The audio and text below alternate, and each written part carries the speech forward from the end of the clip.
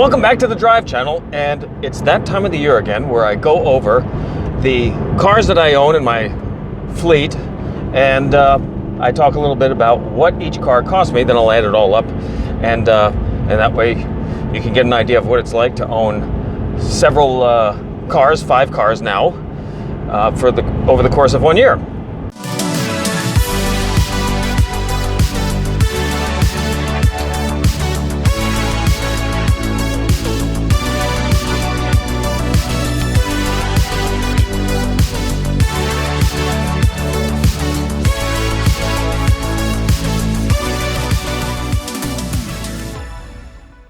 So the first car, and I tend to go from the cheapest to the most expensive. So the first car, which cost me exactly $0 to maintain, is the one I'm sitting in. Believe it or not, the least expensive car to own for 2024 has been this 2007 V8 Vantage. I did have an oil change on the calendar, but then I looked and I was under the mileage, so I decided to punt that until the springtime. So I will do an oil change in the springtime, but there are no warning lights, there are no engine lights. The car runs great, and who knew that the cheapest car for 2 years running to own is a 2007 Aston Martin.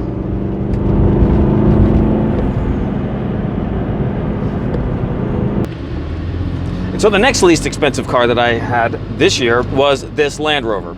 Now, I did fix a couple things on it. I did have one of the fittings one of the coolant fittings, which is made of plastic, disintegrated and damn near stranded me, but that was like an $18 part. I did do an oil change. This car takes about 5.5, 6 quarts of oil, so nothing spectacular, not like the Ferrari or the Aston Martin, which are dry sump. So that was maybe $75 or so. And then lastly, I did have to replace the rear tailgate handle, which was something that I actually broke. So that was not really the car's fault. I was opening up the tailgate as the garage door was opening when this was in the garage, and the tailgate handle caught on the garage door idiotically, and yeah, the handle just broke right off. And it took me a long time to fix it because buying them from the factory, even though it's a piece of plastic, they want like $500 for them. So I searched high and low, and I found one that was inexpensive. I think it probably came from China, but it says Land Rover on it, so it doesn't bother me. Anyway, so that brings the total for this car to be about $180 or so for the year. Now, I wish I could say that that's all that this car needs and it's good to go, but it's making, the rear diff is making a lot of noise, which is very common on these cars. A rebuilt rear diff is about $400. It's a lot of work to put in. Also, I have a reoccurring check engine light on this car. It's been going on for years. I think I need to replace the fuel pump. The error is for a low fuel pressure. So I think it may be that, because I can't find any vacuum leak. But that's it for this car. $180, at least for this year.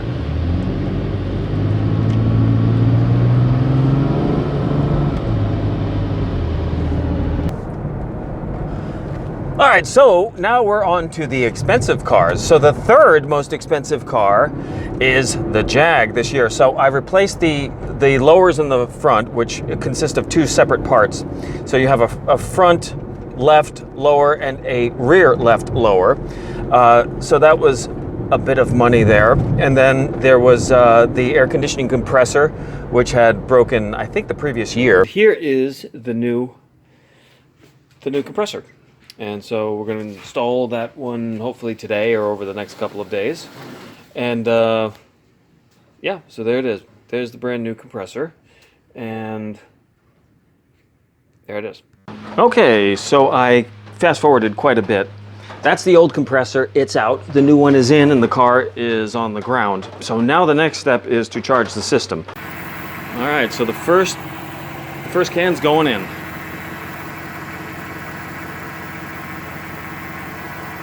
So it was a very, very hot week when I decided to replace the compressor, and that was pretty expensive. So that was about $600. I think it was another $400 for the maybe a little bit less for the lowers in the front. And then I was experiencing the rear wheel steer situation that I talked about in a previous video. Okay, so while I'm in there, I'm going to also replace the drop links for the anti-roll bars. So this is what the track rods look like. It's this side. You could probably move this about, I don't know, about a half a millimeter left or right just with your finger. This side, which goes in towards the differential, is not bad. I mean, it's not moving at all, but that's where the destruction came from my car. So I replaced those, and that was it for the year, but it added up to a fair amount of money. So we're looking at $1,400 for 2024 for the Jag. One thing about this car I have noticed is that if you want an XK, this is a car that would be great if you like to tinker with your cars. I'm obviously one of those people. I even have a channel about it. But yeah, if you don't have to, if you don't know how to work on a car, this one might not be for you. But it is a wonderful car. I mean, once you get it going. I will say this: I did have a lot of comments in my video where I replaced the toe links, the toe in, toe out links on this car, and a lot of people said, you know, you should really have it professionally aligned. And after careful thought and driving it on the highway, where I noticed that it's not good, I'm definitely going to have to do that. So I think probably next month I'm going to, I'll have the car properly aligned. But that'll go into the category for 2025 money. So the second most expensive car this year was the Ferrari behind me. So the first thing I did was replace the sensor for the speedometer, which was working a little bit intermittently, and that worked really really well. I had to manufacture my own sort of tool to get the thing off. It's a 24 millimeter, and of course it has a wire that comes off the top of it, so you can't just use a socket, even a very deep socket you just can't use because there's no room. So managed to get that thing off. I think that was like $350, $400 for that. And then I also replaced the coilovers, which I did a video on, and yeah, that was really needed because the shock absorbers on this car were very worn. So they worked out very well. They're now adjustable, manually adjustable, not with the button inside the car. But yeah, it's been a really big improvement from the handling standpoint, as you might imagine. So, this is a very bumpy road I'm on right now. Oh yeah, that's much better. Yeah, before you got a lot of bouncing from the back. This right here is especially bad. Yeah, that's much better. Much better than it was.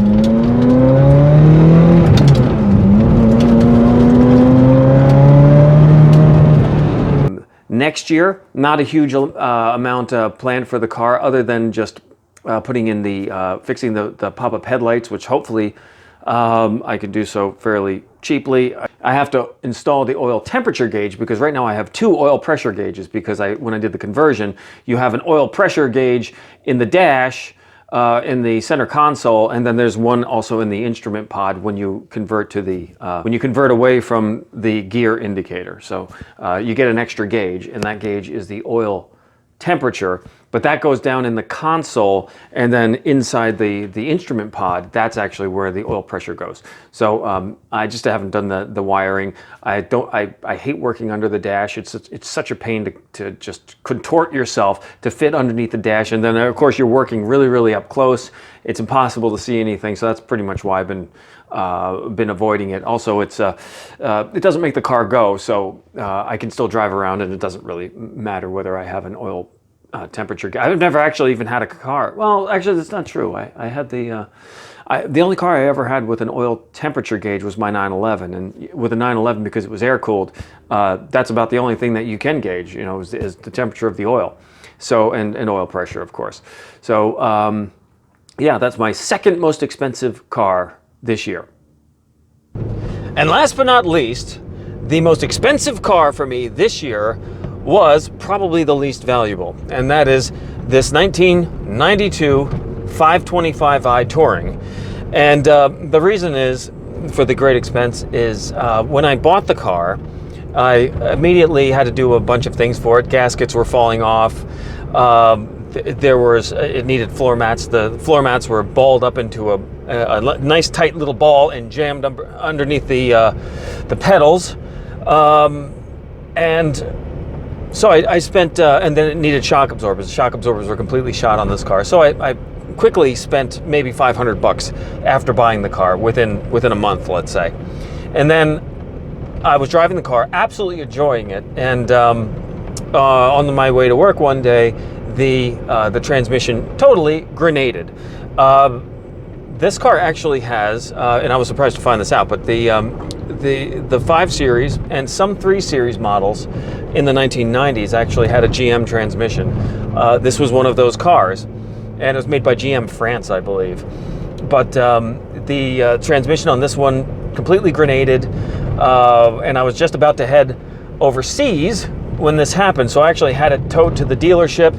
They charged me $300 to confirm that it was indeed a grenaded transmission. And then it was up to me to find a place that specialized in transmissions who was willing to replace it on such an old car. So I got lucky, found a place called Dr. Nick. Dr. Nick did a great job replacing it. I found a transmission on eBay for, I think I paid about $600, $650. That's including shipping. And then I had to buy additionally a rebuilt or remanufactured torque converter. So between the torque converter, the installation, and the new used transmission, because they don't make this transmission anymore, it was about, I think it was about $1,500 or so. No, I'm sorry, it was $2,200 or so, give or take.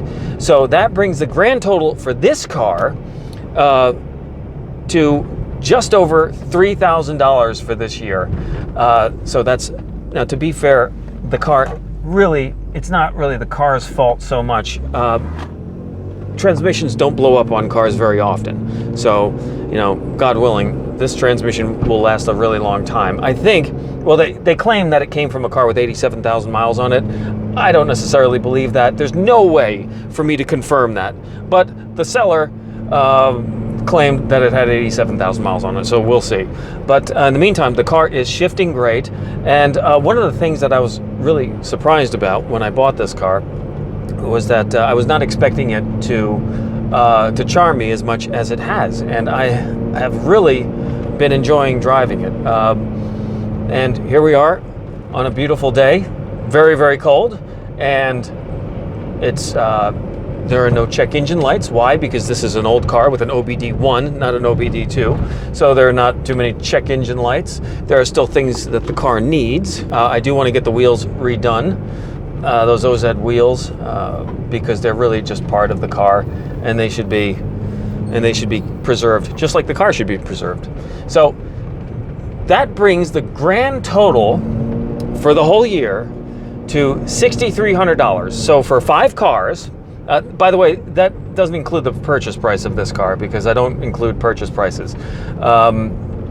I did buy this car for $4,000, but and just in terms of pure repairs and maintenance on my cars, it was about, give or take, about $6,300 for 5 cars, one of which is a Ferrari, the other which is an Aston Martin. So that's really not that bad. I think a lot of people may think that just having an Aston Martin would be $5,000 a year, or just having a Ferrari would be $5,000 a year. And yeah, you could easily blow through a major service on a 355, could be $15,000 if you don't do the work yourself. But the real key is doing the work yourself. And so with that, we'll see what's up for next year. There's some things I need to do to this car, not much. Things I need to do to the Jag, and also for the Ferrari as well. And knock on wood, maybe all I have to do for the Aston is change the oil, which I'll do in the springtime. So stay tuned and we'll find out.